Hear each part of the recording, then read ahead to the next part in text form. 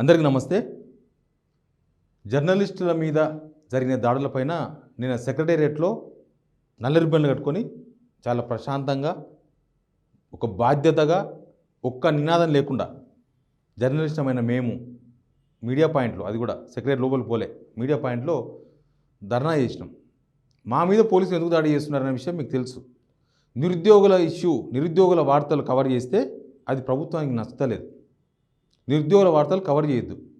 నిరుద్యోగులు మన బిడ్డలు కాదు, మన తెలంగాణ బిడ్డలు కాదు.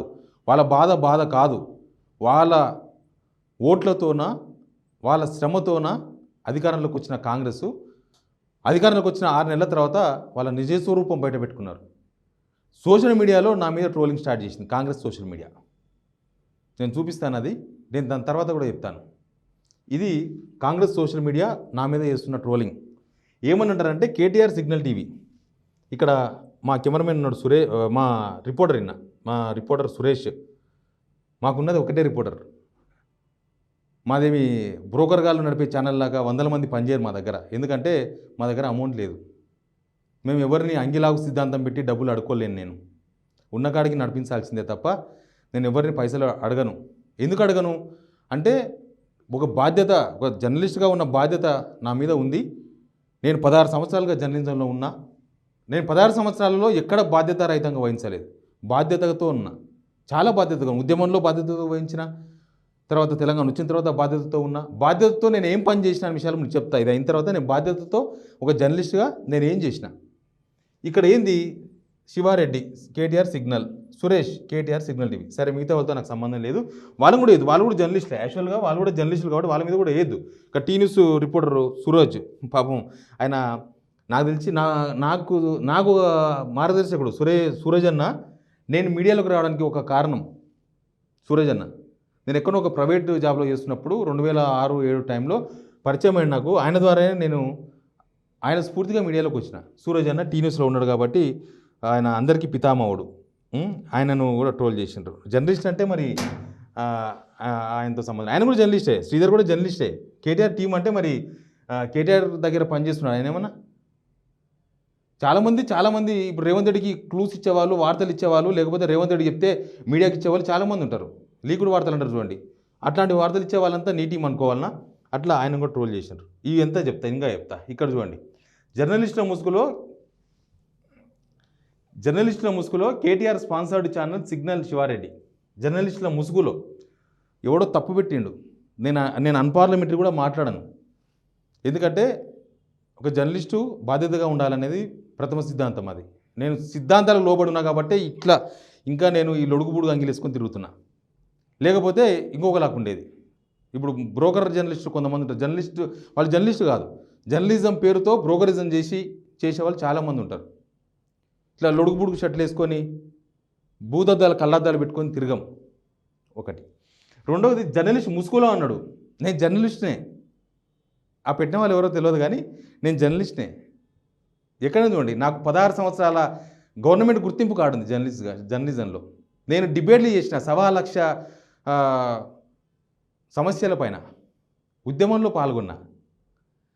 బీఆర్ఎస్ గవర్నమెంట్ వచ్చిన తర్వాత బీఆర్ఎస్ గవర్నమెంట్ను వాళ్ళు చేసే తప్పుల మీద చీల్చి చెండాడిన. కాంగ్రెస్లో ఎవరు లేరు అప్పుడు, అందరు సెటిల్మెంట్లలో ఉన్నారు. గాంధీ భవన్లో ప్రెస్ మీట్ పెట్టడం, అక్కడ పోయి సెటిల్మెంట్ చేసుకోవడం. ఎలక్షన్స్ ముందు కూడా అదే జరిగింది కదా. అంత పెద్ద బిల్డింగ్లు ఎట్లా అనుమతులు ఇచ్చింది అన్నారు. తర్వాత ఒక ప్రెస్ మీట్ అని పెట్టినరా ఎవరన్నా? సెటిల్మెంట్ అయిపోయిందా? ఎవరో ఒక ప్రముఖ హీరో ఒక కన్వెన్షన్ హాల్ కడితే ఎట్లా కట్టినరు చెరువులో అని ప్రశ్నించినరు కాంగ్రెస్ నాయకులు ఒకరు. తర్వాత సెటిల్మెంట్ అయిపోయిందా? నేను అట్లా కాదు. నేను ప్రెస్ మీట్ పెడితే నేను కనుక క్వశ్చన్ వేస్తే అవతల మైండ్ బ్లాక్ కావాలి. అట్లుంటుంది నా క్వశ్చన్. ఇవాళ కొత్తగా రేవంత్ రెడ్డి కోసమో కాంగ్రెస్ ప్రభుత్వం కోసమో పుట్టలే. నేను తెలంగాణ ఉద్యమంలోనే ఆంధ్రోళ్లకు ఉచ్చబోషించిన క్వశ్చన్లతో. బీఆర్ఎస్ గవర్నమెంట్ వచ్చిన తర్వాత కేసీఆర్ ముఖం మీద క్వశ్చన్ అడిగినాను నేను.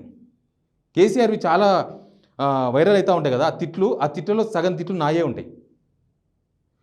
ఆర్టీసీ కార్మికులు 55 రోజులు ధర్నా చేస్తే చలో ట్యాంక్ బండ్ పిలిపిస్తే వాళ్ళ మీద లాఠీ చార్జ్ చేస్తే ఎదిరించి పోయి చౌహాన్ గారు ఇప్పటికున్నారు. చౌహాన్ గారు పౌర సరఫరాల శాఖ వేసినారు. అక్కడి నుంచి ఆయన పోలీస్ డిపార్ట్మెంట్ నుంచి తీసుకొచ్చి పౌర సరఫరాల కమిషనర్గా ఉన్నారు.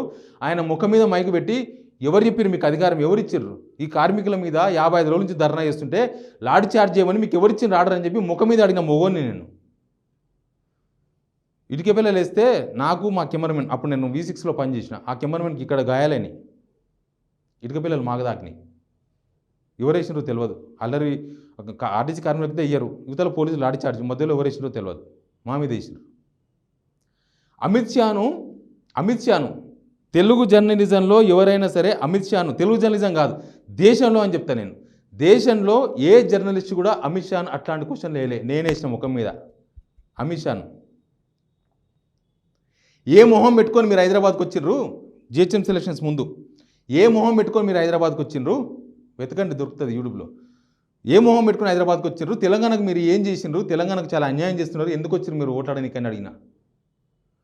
రైల్వే అమ్మిండ్రు, ఎల్ఐసి అమ్మిండ్రు, బిఎస్ఎన్ఎల్ అమ్మిండ్రు, ఇంకా ఏం మిగిలింది అమ్మనికి దేశం అమ్ముతారని అడిగినాను నేను. ఎవరిని? అమిత్ షాని. ఫేస్ టు ఫేస్, మళ్ళీ 10 మంది జర్నలిస్టుల మధ్య గుంపులో పోయిందని కాదు. కేటీఆర్ V6 ఛానల్ ఎందుకు బ్యాన్ చేసింది తెలుసా? నేనే ఇచ్చిన క్వశ్చన్, నా క్వశ్చనే. నేనే అడిగిన కేటీఆర్ను, ప్రెస్ మీట్కి పోయి ఎదురుగా అడిగితే V6 బ్యాన్ అయింది. మీకు తెలుసు లాస్ట్ ఎలక్షన్స్ ముందు ఏం జరిగిందో? అది నా ప్రశ్న. రేవంత్ రెడ్డి గారు కూడా తెలుసు, ఈ మధ్యలో వచ్చిన వాళ్ళు కొంతమంది తెలియదేమో. జర్నలిస్ట్ ముసుగులో శివారెడ్డి. ముసుగు ఎందుకు స్వామి? నేను జర్నలిస్టుకు ఒక ఐకాన్ను, జర్నలిజానికి నేను ఒక ఐకాన్ను. నేను దారుణమయ్యే దానైనా కాదు. తప్పు చేస్తే ఎవరైనా ప్రశ్నిస్తా, తప్పు చేస్తే ఎవరైనా చిలిచి చెండాడతా. నేను రాత్రి ప్రెస్ మీట్ పెట్టి పొద్దుగాల ప్రెస్ మీట్ పెట్టి రాత్రి సెల్మెంట్ పోయేవాని కాదు. పొద్దుగాల కూడా పేపర్ చదివి మధ్యాహ్నానికి వాళ్ళ ఆఫీసులో జొర్రేవాని కాదు, అస్సలు కాదు. నా ఫైనాన్షియల్ సిచ్యువేషన్ గురించి చెప్తాను మీకు నేను. అంటే కేటీఆర్ స్పాన్సర్ అన్నారు కదా, నా ఆఫీస్ వచ్చి ఎవరైనా రావచ్చు నా ఆఫీస్కు, ఓపెన్ ఫర్ ఆల్. నేను చాలామందికి చెప్తాను నాకు ఫోన్ చేసిన వాళ్ళకి ఆఫీస్కి రండి అని. ఎందుకంటే నేను ఒక ప్రముఖ ఛానల్లో V6లో మార్నింగ్ డిబేట్ చేసేవాడిని. అంత ప్రముఖ ఛానల్లో V6 డిబేట్ వదిలేసి వచ్చినంటే దానికి కారణాలు చాలా చెప్పినాను. ఆ ఛానల్ ఒక పార్టీకి వంత వాడడం, ఒకటే పార్టీకి వంత వాడడం, అధికార పార్టీకి వంత వాడడం. నేను నా జర్నలిజాన్ని అక్కడ అమ్ముకోలేనని చెప్పి బయటకు వచ్చిన. నేను డిబేట్ చేసినప్పుడు కూడా నాకు చాలా అన్బయాస్గా ఉండేది క్వశ్చన్. నేను అక్కడ V6 ఓనర్ బీజేపీలో ఉన్నప్పుడు బీజేపీని చాలా క్వశ్చన్లు వేసిన. ఆయన బీఆర్ఎస్లో ఉన్నప్పుడు బీఆర్ఎస్ని కూడా వదలలేదు. ఒకసారి బీఆర్ఎస్లో ఏరిన తర్వాత చాలా రోజుల తర్వాత బాలకృష్ణ ప్రెస్ మీట్ పెట్టినారు. అప్పటి వరకు కాంగ్రెస్లో ఉండే వివేక్ వెంకటస్వామి గారు. నేను పోయినా ప్రెస్ మీట్ పోయి ఏదో గట్టిగానే వేసి, మన క్వశ్చన్ అంటే నా క్వశ్చన్ ఏంటంటే వాళ్ళు చెప్పే ఆన్సర్ జనానికి పనికి రావాలి, లేకపోతే ఆ లీడర్ ఇరుక్కపోవాలి.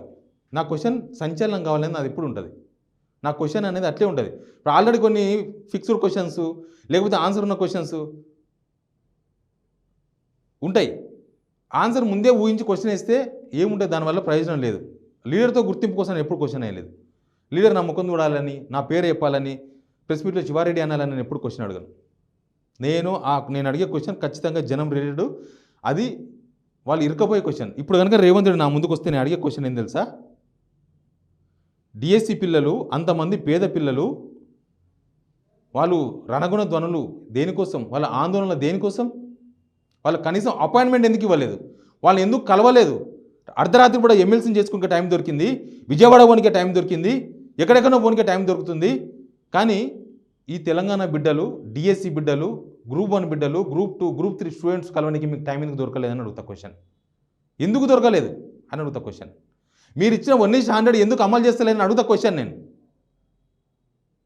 గురుకుల అభ్యర్థులు ఎందుకు మీ ఇంటికాడికి వచ్చి మోకాల మీద కూర్చొని ఉద్యోగం బతిమలాడుతున్నారు, కొంగులు దాపి అడుగుతున్నారు మహిళలు, ఎందుకు అని అడుగుతా క్వశ్చన్ రేవంత్ రెడ్డి. నేను 100 రోజుల్లో మీ స్కీమ్స్ ఏమని అడుగుతా. నేను జర్నలిస్ట్గా నా బాధ్యత.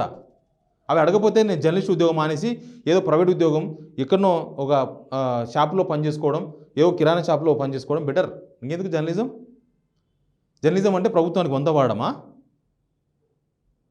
మీరు జర్నలిస్టులు క్వశ్చన్లు వేస్తే వాళ్ళకి మండింది ఎక్కడంటే నిరుద్యోగుల ఇష్యూ మీద నేను రౌండ్ టేబుల్ మీటింగ్ పెట్టిన సోమాజిగూడలో. అది కూడా నా సామాజిక బాధ్యత. నేను అక్కడ పంచాయతీ బిల్డింగ్కి రౌండ్ టేబుల్ మీటింగ్ పెట్టలేదు. నేను అక్కడ ప్రభుత్వానికి వ్యతిరేకంగా కూడా పెట్టలేదు ఆ రౌండ్ టేబుల్ మీటింగ్. నేను రౌండ్ టేబుల్ పెట్టింది నిరుద్యోగులకు ప్రభుత్వానికి మధ్య కమ్యూనికేషన్ గ్యాప్ వచ్చింది. అసలు ఎందుకు రేవంత్ రెడ్డి గారు అపాయింట్మెంట్ ఇస్తలేరు? ఈ అపాయింట్మెంటే పెద్ద ఇష్యూ తెలంగాణలో. అంతకుముందు కేసీఆర్ కలుస్తలేడు, కేసీఆర్ దొర అన్నారు కదా, కేసీఆర్ కలుస్తలేడు. మరి రేవంత్ రెడ్డి గారిని మనం కోరి తెచ్చుకున్నాం. నిజానికి యాజ్ ఏ జర్నలిస్ట్ నేను కూడా బీఆర్ఎస్ గవర్నమెంట్ ఓడిపోవాలి, బీఆర్ఎస్ గవర్నమెంట్ ఓడిపోయి కాంగ్రెస్ గవర్నమెంట్ వస్తే ప్రజాస్వామ్యం బతుకుతుందని నేను కూడా అనుకున్నామని మనసులో ఒక జర్నలిస్ట్గా. ఎందుకంటే జర్నలిస్ట్ కన్నా ముందు మనిషినే కదా. చాలామంది జర్నలిస్టులు కాంగ్రెస్ రావాలని కోరుకున్నారు. ఇప్పుడు ఆ జర్నలిస్టు మీద దాడులు జరుగుతున్నాయి, ఆ జర్నలిస్ట్ని అరెస్ట్ చేస్తున్నారు. జీటీవీ జర్నలిస్ట్ చరణ్ నడుమిరా కొట్టినరు. ఎవడు అడగాలి? నాలాంటి నిఖార్సైన జర్నలిస్ట్ మాత్రమే అడగగలడు. ఏ బ్రోకర్ జర్నలిస్ట్ అడగలేడు. నేను నిఖార్సైన జర్నలిస్ట్ కాబట్టి అడుగుతున్నా. నా సమస్యలు నాకు ఉంటాయి. నేను ఆఫీస్ పెట్టుకున్నా, ఒక ప్రముఖ ఛానల్కి వెళ్ళి వచ్చినా నాకు చాలామంది ఉన్నారు, అన్నా నువ్వు అంత పెద్ద ఛానల్ ఎందుకు వదిలేసినావు అన్నా అని. ఆత్మాభిమానం ఇంపార్టెంట్ తమ్ముడు, ఆత్మాభిమానం ఇంపార్టెంట్ అన్న. అక్కడ ఆత్మగౌరవం చచ్చిపోయి బతకడం కష్టమవుతుంది కాబట్టి నేను బయటకు వచ్చిన. కింద మీద పడి ఒక సంస్థ చిన్నగా తక్కువ మందితో తక్కువతో ₹1,00,000 పెట్టుబడితో అయ్యే ఒక సంస్థ పెట్టుకుంటా. నేను పెట్టుకొని పనిచేస్తా.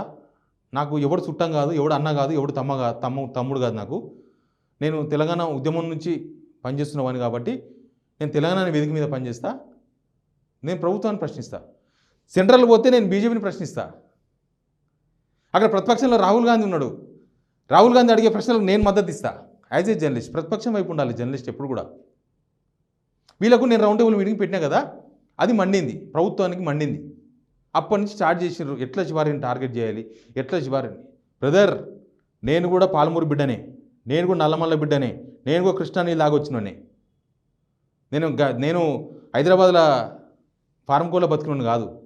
నేను కూడా ఒక పల్లెటూరునే. అనవసరంగా గెలకకండి. నేను మిమ్మల్ని ఎవ్వరిని ఏమంటలేను. నేను ఇష్యూ మీద మాట్లాడుతున్నా. మీకు తిట్టేవాళ్ళు జర్నలిస్ట్గా కనిపిస్తారు, బూతులు మాట్లాడేవాళ్ళు జర్నలిస్ట్గా కనిపిస్తారు. నాలాగా సబ్జెక్ట్ పట్టుకొని మాట్లాడేవాళ్ళు జర్నలిస్ట్ కాదా?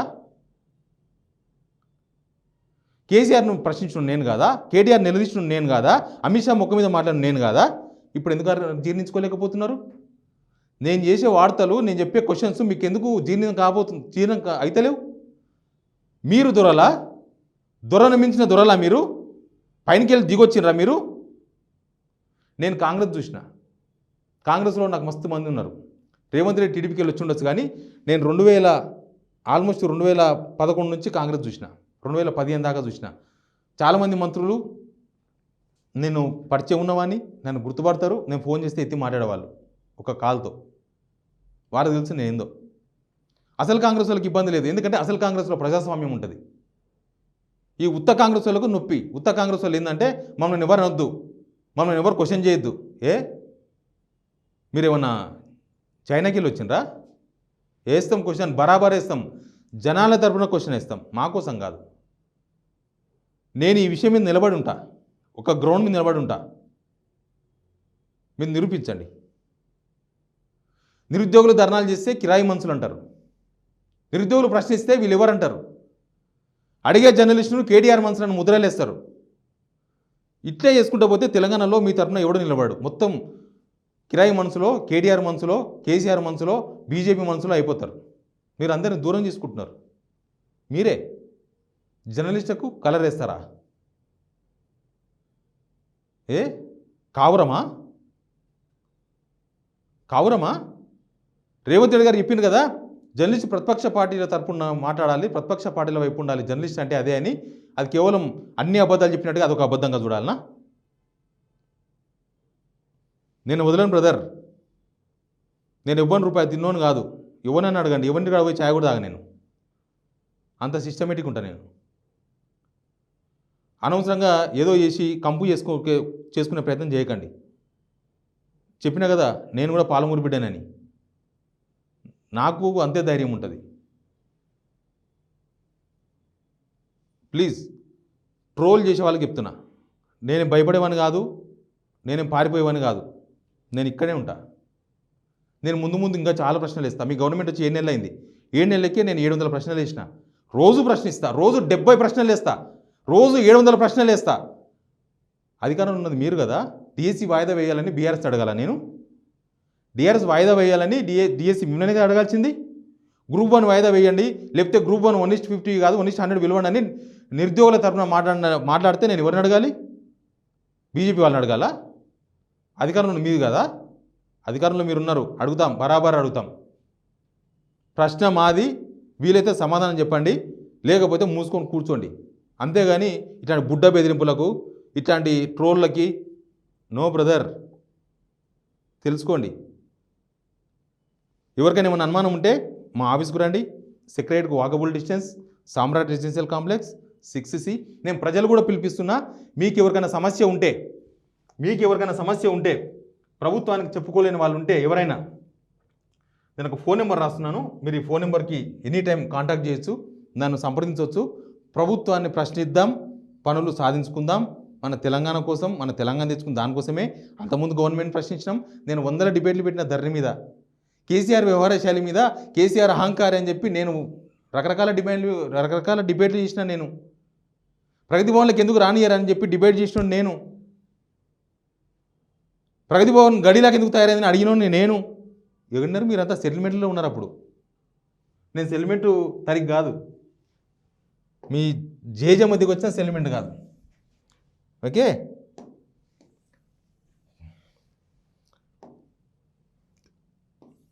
నా ఫోన్ నెంబర్ రాస్తున్నాను, తెలంగాణ సమాజానికి చెప్తున్నాను నేను. నా ఫోన్ నెంబర్ 8790999113. మీరు ఎప్పుడైనా కాల్ చేయొచ్చు. మీ సమస్య ఉంటే నాకు చెప్పొచ్చు.